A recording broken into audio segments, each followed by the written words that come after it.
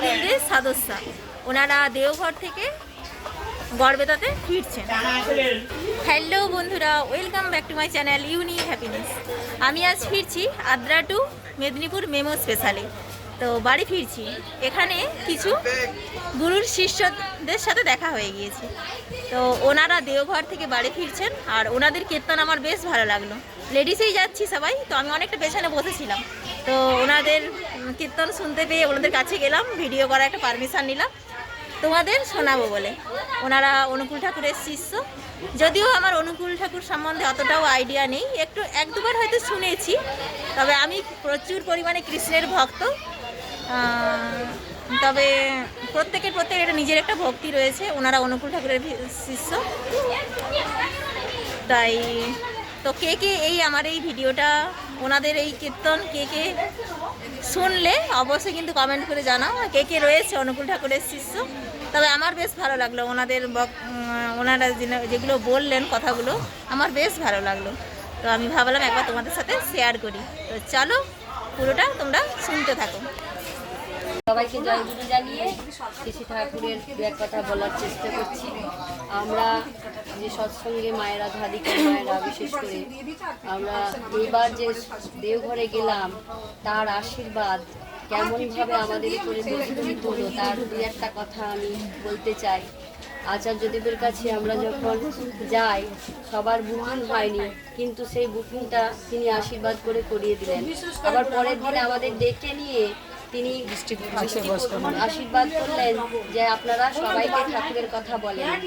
তো তারপরে দেখেন তার কেমন দয়া, সামান্য বৃষ্টি পড়ছে, উনি আমাদেরকে একটা গাড়ির ব্যবস্থা করে দিলেন যে আপনারা বাড়ি বাচ্চা নিয়ে ফিরে যান আনন্দবাজারের ওখানে। তো এই যে তার দয়া, এটা বলে শেষ করা যাবে না। আমরা যারা ঠাকুরকে নিয়ে চলছি, তারা প্রত্যেকটি মানুষ কিভাবে আমরা চলবো, কেমনভাবে আমাদের সংসার করতে হয়, মায়েরা কেমনভাবে চললে তার সংসারের সৌন্দর্য বজায় থাকে, বাচ্চাদেরকে কেমন করে মানুষ করতে হবে, তারা পরিবেশে উপযুক্ত হয়ে উঠবে, সেটা তিনি আমাদেরকে শিখিয়ে দিয়েছেন। আর সেটা যারা অনুসরণ করে চলেন, সেই সমস্ত বাচ্চাগুলো একটা সুন্দর মনের মানুষ হয়। অনেক সময় দেখা যায় যে ডাক্তার, ইঞ্জিনিয়ার বা বড় বড় পোস্টে সার্ভিস করেন অনেক মানুষ, সেই মানুষগুলোরও ভিতরে মানবিকতা বলে কিছু থাকে না, কিন্তু শ্রী ঠাকুরকে ধরে চললে আমাদের ওই মানবিকতাটা তৈরি হয়, যেটা এই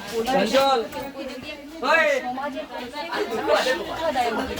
তাই আমরা ঠাকুরকে এতটাই ভালোবাসি যে ঠাকুরের এই যে কীর্তন আমরা করছি, ট্রেনে যেতে যেতে আমাদের কিন্তু এটা কোনো লাজ লজ্জা ভয় কিছু নেই। আমরা তার কথা বলছি যাতে আরো পাঁচজন মানুষ তাকে নিয়ে সুন্দরভাবে চলতে পারে, তাদের সংসারটাকে সুন্দর করতে পারে।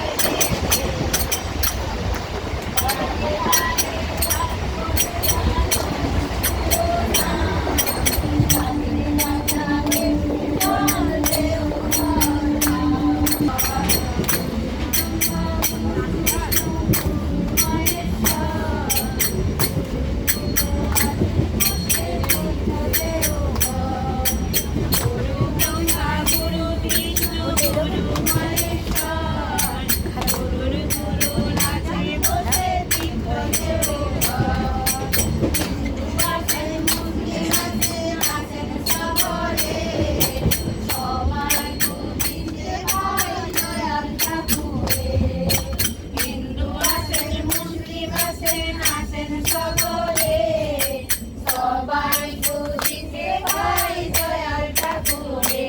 তোরা জয় দে জয় দে জয় দে রে, পরম পিতার নামে জয় দে। তোরা জয় দে জয় দে জয় দে রে, পরম পিতার নামে জয় দে। তোরা জয় দে জয় দে জয় দে রে, পরম পিতার নামে জয় দে। এটা বলতে কি বলছে আমাদের যেটা করছেন আমরা এই ঠাকুরের কীর্তন গাইছিলাম, ওই বাচ্চা মেয়ে খুব ভালো লেগেছে, তার জন্য আমাদের ওই ঠাকুরের কীর্তন বা আমাদের কাছে ঠাকুরের কথা শুনে ইউটিউবে ছাড়ছে। দয়া করে রাজ্জাকের ভিডিও ভালো জীবন না আরও সবাইকে দেখে আনন্দতে মেয়ে আরও উপরে উঠতে পারে, বরং পিতার চরণে আসতে পারে, এই আমাদের ঠাকুরের কাছে প্রার্থনা।